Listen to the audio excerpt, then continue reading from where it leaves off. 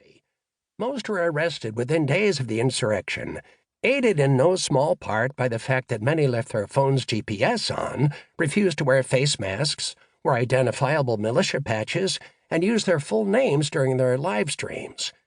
But across this chaotic range of motivations, levels of competence, and genuine commitment to the cause was another commonality. Many were believers in the cultish conspiracy theory called QAnon. Everywhere you looked during the frenzy of January 6th, you could find symbols of QAnon iconography. A man in a Q T-shirt was one of the first rioters to bust through Capitol defenses and brawl with an officer. Images of the Q shaman, clad in furs, face paint, and a horned helmet, were reproduced everywhere in the flood of media that covered the events. There were Q flags flying and signs with Q slogans on them. Insurrectionists screened the text of one of QAnon's cryptic 8chan drops as they destroyed the camera equipment of one news outlet, and several of the day's mortalities were avowed QAnon believers with social media feeds that expressed full-throated belief in QAnon and a willingness to die for Trump right until the moment they did. These insurrectionists didn't just believe that voting machines had been hacked, China was partially responsible, Trump had really won the election, and efforts to decertify the vote had legal merit that would eventually pay off. They also believed that if legal measures were unsuccessful, the military would step in. Trump would be installed as president for life, liberals and traitors would be hanged, and freedom would reign. And that's not the only fantastical reality these people had immersed themselves in. Many of the rioters believed they'd be given secret cures for deadly diseases, the path to economic stability and prosperity, access to powerful new technology, and possibly even the truth about aliens. All of this is part of QAnon, a cult, a popular movement, a puzzle, a community, a way to fight back against evil, a new religion, a wedge between countless loved ones, a domestic terrorism threat, and more than anything, a conspiracy theory of everything. In fact, no conspiracy theory more encapsulates the full-throated madness of the Donald Trump era than QAnon.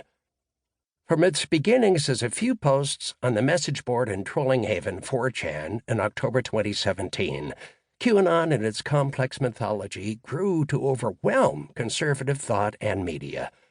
It is virtually impossible to discern how many people believe in QAnon, but there are likely hundreds of thousands who buy into at least some part of the complex mythology, not just in the United States, but all over the world.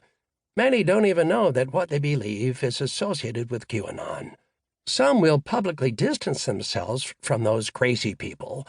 Others wear their allegiance on T-shirts, bumper stickers, and flags on their boats. They hold rallies and conferences. They write books and become QAnon social media influencers. Before the insurrection at the Capitol made QAnon an international news curiosity, the movement had already saturated Republican politics. Former National Security Advisor Michael Flynn has embraced his status as a hero among QAnon followers for supposedly faking an admission of guilt to go under deep cover in the deep state. Roger Stone extolled Q's virtues and urged Trump to declare martial law, a go-to fantasy of QAnon mythology, in the run-up to the 2020 election. Conservative stalwarts, including Donald Trump's sons Donald Jr. and Eric, and many other popular right-wing pundits, have begun pandering to the movement. Between 2018 and 2020, nearly 100 Republican candidates declared themselves to be Q believers, with several actually winning their elections. Before his Twitter account was shut down, Trump himself retweeted hundreds of Q followers, putting their violent fantasies and bizarre memes into tens of millions of feeds. When asked by a White House press corps member to denounce Q, Trump evasively replied, "I don't know much about the movement, other than I understand they like me very much, which I appreciate." As Trump's presidency came to an end, QAnon was covered by every major media outlet in the country, getting airtime on virtually every cable news channel, including the president's beloved Fox News. Everyone from the New York Times to NPR to TV stations around the world have tried to figure out what the hell Q is, what it's about, and what to do with the people who think it's real. And yet many of these same people were shocked when a mob... To keep listening to this audiobook, I've left you a link in the description so you can do it, at no cost thanks to Audible's 30-day free trial.